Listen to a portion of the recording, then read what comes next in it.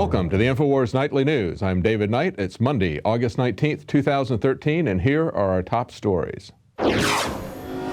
Tonight, video emerges of fake Muslim Brotherhood protesters staging events. Then, a writer for Time magazine celebrates drone strikes. And how reporting real news makes you a potential terrorist. That's next on the Infowars Nightly News. They are the most blasphemous, disgusting, filthy, stinking, ugly, microscopic little devils. Well, a very controversial tweet went out yesterday. It's from Time magazine's senior national correspondent, Michael Greenwald. And here's what he had to say. I can't wait to write a defense of the drone strike that takes out Julian Assange. Well, a lot of people want him to defend that statement right now. What he's calling for is the assassination of someone who had the temerity to point out government fraud and illegal government actions. And as Paul Joseph Watson points out in Infowars, this is something that he has a history of doing.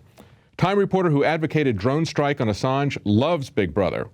Back in April, Greenwald wrote a piece for Time advocating ubiquitous surveillance cameras, gun control, drone warfare, NSA spying, government regulation of business, and basically any and all, quote, Big Brother intrusions into our private lives, as he put it, openly inviting the state to, quote, tread on me in order for big government to help, quote, protect other important rights. However, his definition of what constitutes rights is nowhere to be found in the actual Bill of Rights, points out Watson. Now, what he's talking about here is really just giving cover to tyranny. You know, when you invite government to assassinate people without trial, when you invite them to destroy our due process, what you're doing is you're inviting tyranny. And what he tries to do is portray this in a false trade-off of liberty to security. That is not the trade-off.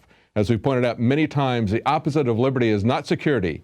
The opposite of liberty is slavery, and that's what you will get if you give up your liberty for the false promise of security. But this is what the mainstream media is complicit in. This is what the mainstream media works with the government in terms of putting out there.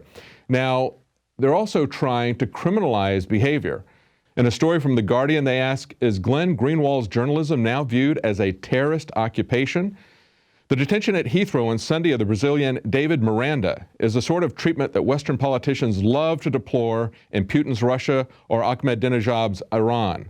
Miranda's phone and laptop were confiscated, and he was held incommunicado without access to friends or lawyers for the maximum 9 hours allowed under the UK law. It is the airport equivalent of smashing into someone's flat, rifling through their drawers, and stealing papers and documents. It's simple harassment and intimidation. His quote-unquote offense under the 2000 Terrorism Act of the United Kingdom was apparently to be the partner of a journalist, Glenn Greenwald. Greenwald himself is not known to have committed any offense, unless journalism is now, quote, a terrorist occupation in the eyes of British and American politicians. Now, the question is it only journalists, however, that can point out when the government is violating laws? Is it only government employees who have whistleblower status?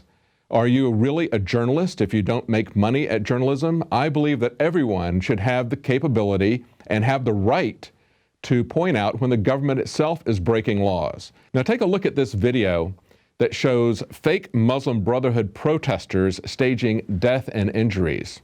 Here we got crisis actors who are pretending to be in various positions, holding those obviously for still camera positions. What we need to understand here is that this is a complicated situation, and there's more going on here than just meets the eye. We need to understand how the media and how various factions will manipulate the media. We need to understand how propaganda works, and that's a great example of how that's working. And we need to understand that besides these two factions, there's a lot of things happening. Just today, the CIA finally admitted, and so I guess now that they finally admitted it, it's now true, admitted that they overthrew the government in Iran 60 years ago. Yes, after 60 years, CIA finally admits that it was behind the 1953 coup, which deposed Iranian Prime Minister that stood up to the West. Marking the 60th anniversary of the overthrow of Iranian Prime Minister Mohammad Mossadegh, the National Security Archive is today posting recently declassified CIA documents on the U.S.'s role in the controversial operation. Now, American and British involvement in the ouster has long been public knowledge, but today's posting includes what is believed to be the CIA's first formal acknowledgement that the agency helped to plan and execute the coup.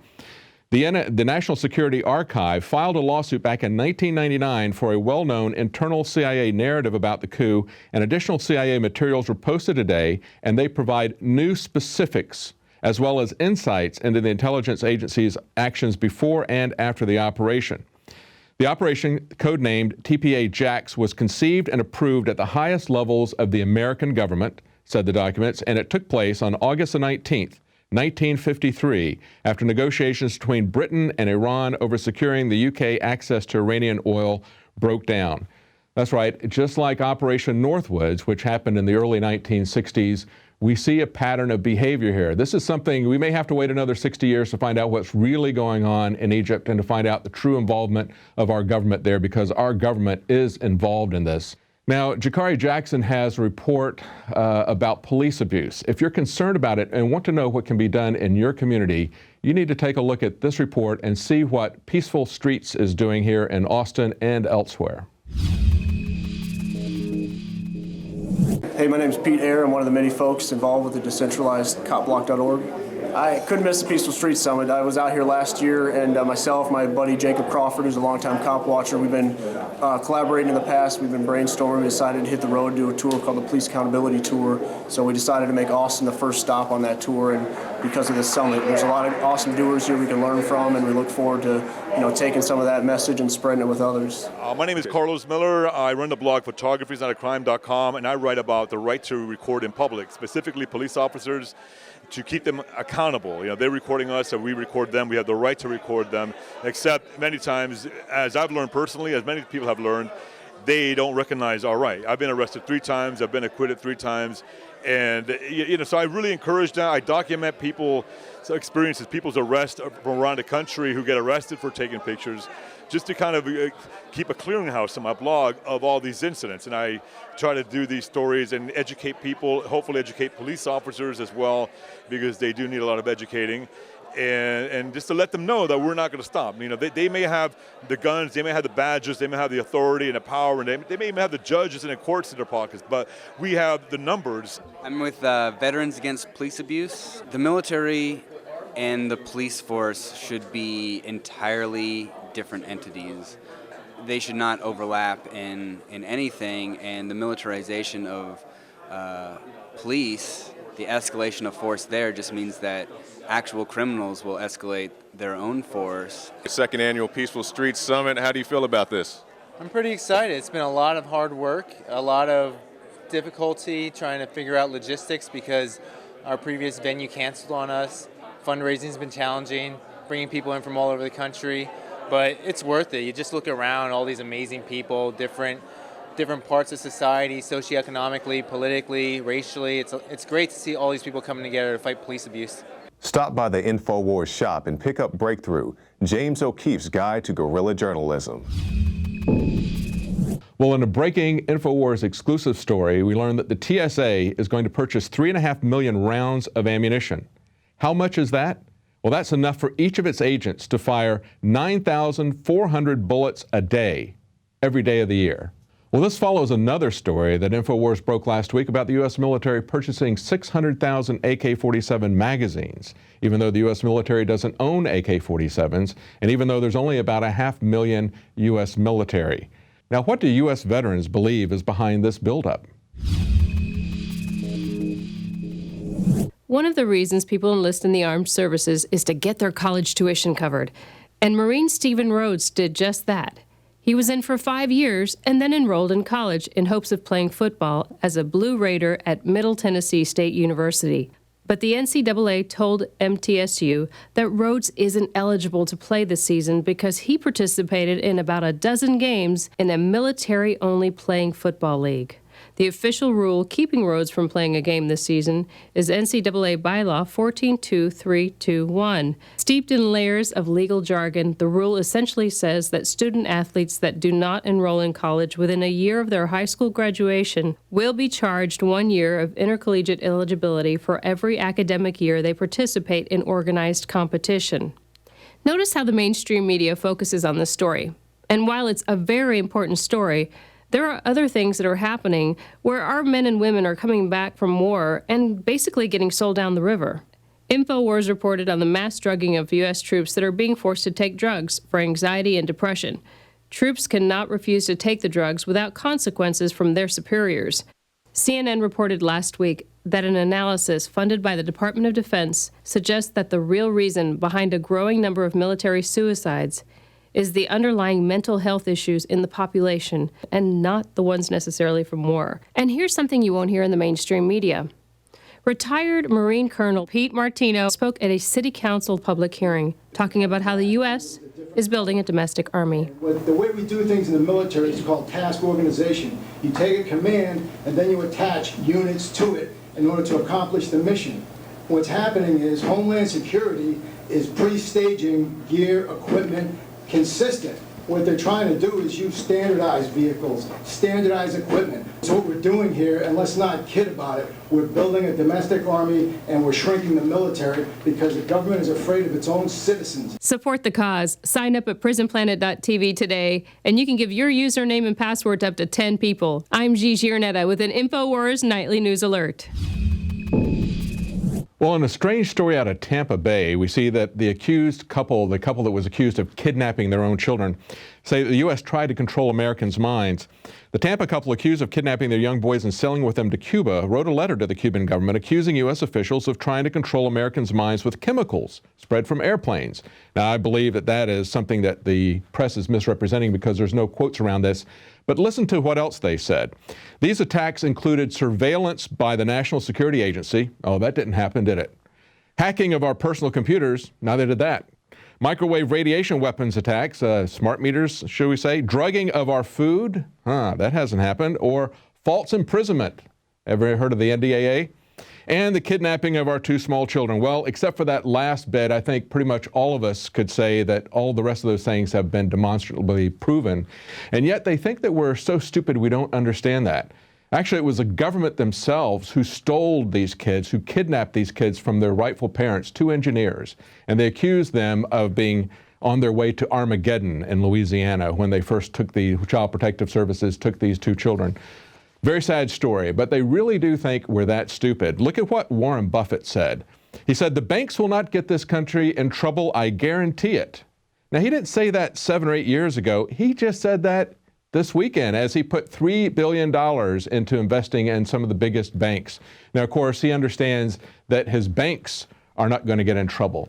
But if you have a mortgage that's in trouble, or if you want to make sure that you get a mortgage that's not going to get in trouble with the fraudulent system of MERS that the bankers have set up, then you need to get Clouded Title from InfoWarsStore.com. It'll give you vital information that you need to know about the legal situation that our banksters have put this country into. And besides the legal issues with your title, do you have any property rights at all on your property? Leanne McAdoo has an interview with someone who had that issue with the Dallas police and got SWAT teamed. Stay tuned for that interview right after the break. Now you can watch Alex Jones live at Infowars.com/show. You'll find links to all of our content there and a free 15-day trial for Prison Planet TV.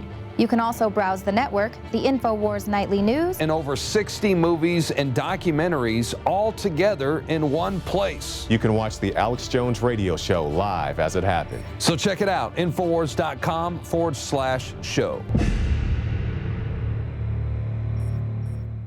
Many anthropologists and archaeologists believe that before man even discovered the power to harness and use fire, we were involved in agrarian activities. That is, taking the seeds of plants and then replanting them to produce more. The very foundation of our modern civilization and human culture is centered around the planting and cultivation of edible plants. Here are some of the amazing deals at InfoWars Seed Center at InfoWarsShop.com.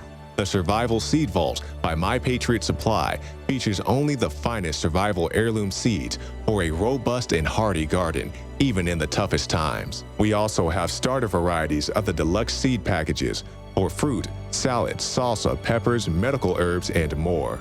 Go to the InfoWars Seed Center at InfoWarsShop.com. And remember, the revolution against tyranny is growing.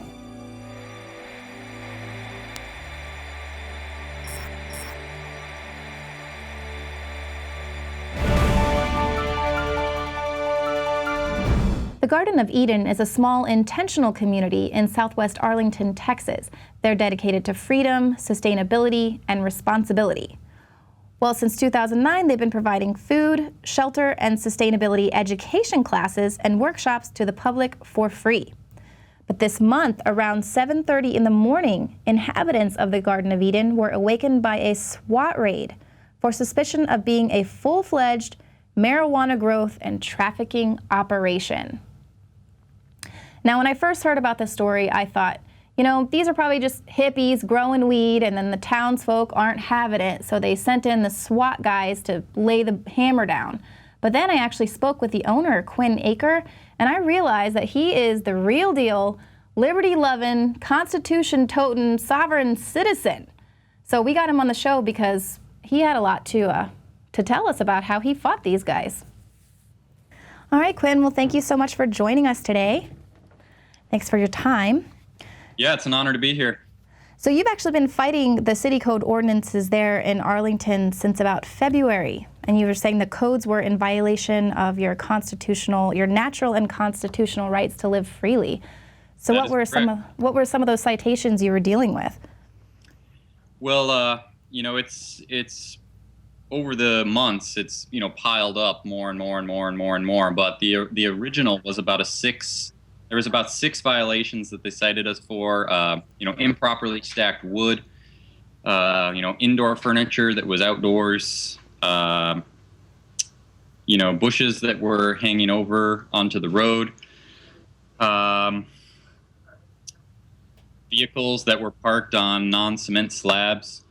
And, we immediately cut down the bushes that hung into the road because as honorable people, we thought, well, that could potentially hinder someone's, or inhibit someone's free right to travel. And, that's not ever something that we would consciously do. So, thank you for that, bringing that to our attention.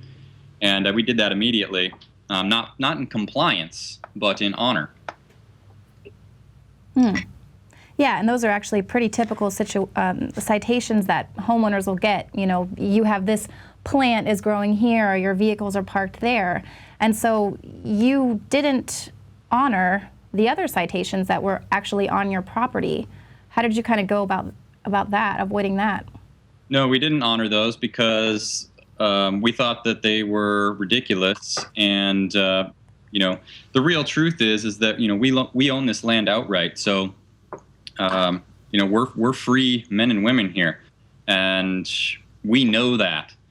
And part of being free is being, secure in our person and our property, being able to pursue our, pursuit of happiness, our spiritual path, to provide for our family. And part of the way we're pursuing our spiritual path and providing for our family is by living this, very sustainable life. And this sustainable life that we live involves a lot of things that are in violation of their statutes and their codes. So what we did is we notified them that, we cut the bushes not because we're complying, but because we're honorable and we agree. And we're not complying with these because you don't have any jurisdiction or authority to make us. And so it seems like that was really what set them off, is that they couldn't establish authority over you. And then, so when did the neighbors and people start noticing that there were drones kind of hovering above your property? Sometimes I believe helicopters were also circling. Yeah, as far as drones go, we only have one account where we have 4 witnesses that are, willing to testify that they're sure that there was an unmanned drone flying over our land. But helicopters have flown over many times, and specifically, we know because of an affidavit and a warrant and whatnot from the city itself that they did specifically on a certain day send a helicopter over. They've sent undercover, agents to our land and to our events on multiple occasions. They put patrols outside of our gates. They've been, having secret meetings with our neighbors. They've just been trying in every single way they can to establish their authority, which they don't have.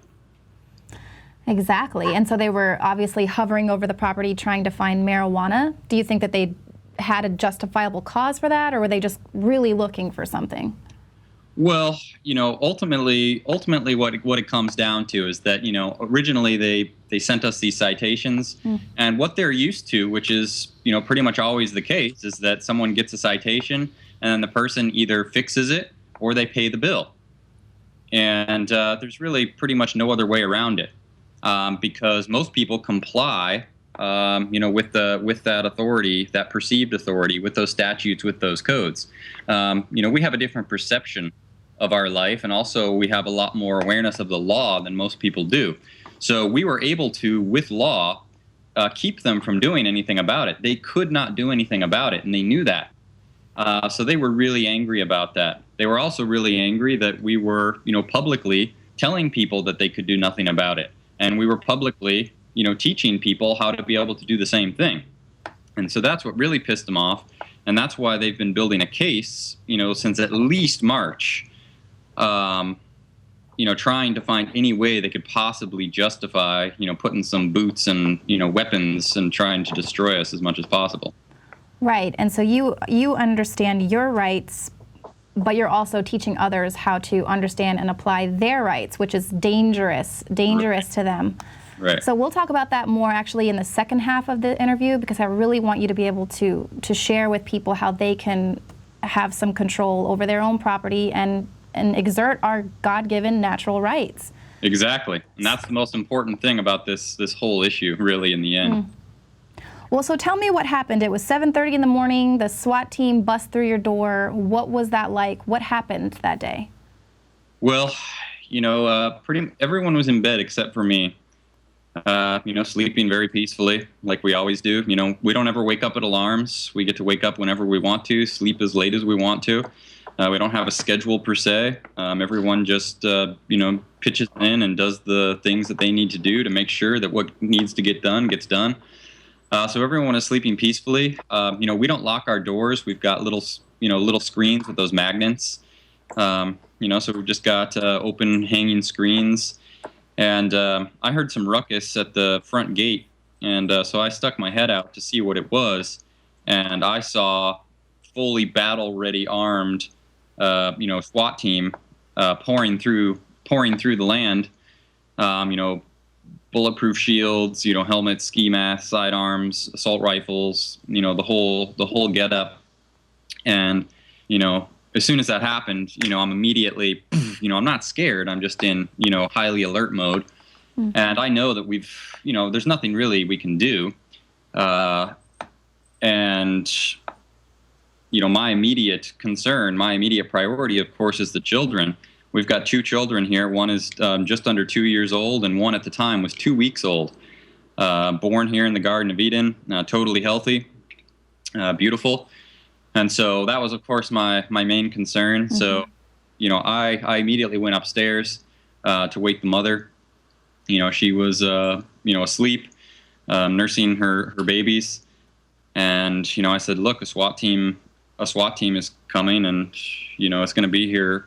It's already here. It's, going to be any minute before they're up here. So, just prepare yourself. Be as calm as you possibly can. Of course, she's a little bit in a state of shock, so she's trying to take some deep breaths, to calm herself down. And I'm just there with her, for, a minute or two, just sort of calming down the energy. And, pretty soon we hear, some shouts from down at the bottom of the stairs. And, I walk, with my hands up above my head to the top of the stairs and just say, look, there's women and children up here. There's a 2-week-old infant. We don't have any weapons. We're not violent. We're not here to fight you. Just keep really calm. There's nobody up here except for me and the mother of these 2 children. Just, be calm. And I sort of do a little, Jedi energetics type thing. Just, sort of ease it down, because, bad things happen when people are, overamped, over-revved up. And, right. It's very common that these SWAT team, folk make a lot of mistakes because, they're trained to kill people. Right. And they're coming in with fully loaded assault rifles, and they're expecting to meet up in this situation. They're sort of expecting to find some drug cartel. So I'm just how many SWAT were there? How many team members were there? Well, there's no way that we can really for sure give numbers on that, because for the most part as soon as they got here, of course, they didn't knock. They didn't announce themselves. Did they show a warrant? Did they show a warrant, or? Well, they showed a warrant hours after that they were here. Oh, wow. Yeah, which in and of itself is already a problem. But we were all held at gunpoint and in handcuffs for hours. So there was no way that we could walk around and count heads and take photos and take video and hold people accountable. They're all in ski masks and helmets, so there's no way you can even see their faces. So you couldn't even try to keep track of, okay, that's a new face, that's 10 new faces, that's a new face. But my estimate would be about 20 fully battle ready SWAT team members, and then probably 50 other public servants. Wow. Yeah. Wow. You guys look like terrorists out there growing the crops and everything. So. Yeah. For the record, we have no weapons of mass destruction. Yeah. We don't even have cap guns or fireworks or fertilizer. So they were there for 10 hours. What were they doing on your property? What exactly transpired? Well, the warrant that they had that justified the fully battle-armed SWAT team was the drug trafficking warrant. They had a warrant which led them to believe that there was drug trafficking going on here, and they've got a huge list of all the things that they suspected to find, none of which they did find. In fact, on the back of the warrant, it says items none, and then it's got a signature there, I'm guessing from whoever the guy in charge was or whatever. So that was sort of their justification for the battle-armed SWAT team. The 10 hours that they spent here, they realized real quickly that there was no drug trafficking going on. They were expecting to find plants and grow setups and all sorts of stuff, none of which they did find. So that whole part was taken care of within an hour and a half to 2.5 hours. But then what they did is that they tried to use this whole warrant for the drug trafficking as an opportunity also to get onto the land and to basically destroy and steal our stuff. So they spent the whole day destroying our land and stealing our stuff. You said that there was one citation given, or? Yeah, there was one that was arrested, and that was me. And they arrested me for a supposed outstanding unpaid traffic ticket. So that was all they could come up with after being there for 10 hours. Had nothing to do with the warrant they had, of course. Right, had nothing to do with the warrant, of course, and they didn't show me the warrant for that either. Right, yeah, and they knew who you are, they knew where you were, so if you had some outstanding traffic ticket, they could have come at any time. It's unbelievable. Yeah, well, it's almost impossible to get a warrant, to enter someone's property by force for an unpaid traffic ticket. It's pretty much impossible. Right, yeah, so... See, what I'm saying is that, the real truth behind this whole issue is that, they're just really, feeling cock-blocked, with their macho authoritarian power by our ability to stop them from enforcing their will upon us. And, spent this last, 6 to 8 months building trying to build a case and, using undercover cops and helicopters and everything they can to try to find something that can give them, some sort of warranted jurisdiction. And, this is what they finally came up with. But in the end, it wound up being nothing. All right, Quinn, we'll stick around because I actually want to put this into a second half of the interview because I can tell you've just got a lot of knowledge, and we really want to get people fired up to empower them to fight the totalitarianism that's kind of taking over. There is a lot of corruption. So thank you so much for this half of the interview, and then we'll be talking with you again about... Thank you, Leanne. Thank you. All right, well, there it is, folks. Agenda 21. The Garden of Eden built their own sustainable environment on their property, but the elite still believe that we cannot be trusted to do the right thing on our own property, and we must be managed. And they're going to use these arbitrary drug laws to bust in on your property and violate you and your rights and destroy your way of life. So if you want to learn more about these drug laws and how they're wrecking everything, pick up a copy of American Drug War II. It is being sold exclusively at the Infowars store for the next few months. Thank you so much for watching. Join us weekdays here at 7 p.m. Central. I'm Leanne McAdoo for the Infowars Nightly News.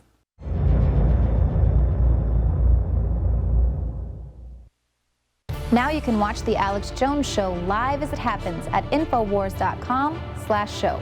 You'll find links to all of our content there and a free 15-day trial for Prison Planet TV. More than 60 movies and documentaries all in one place at Infowars.com/show.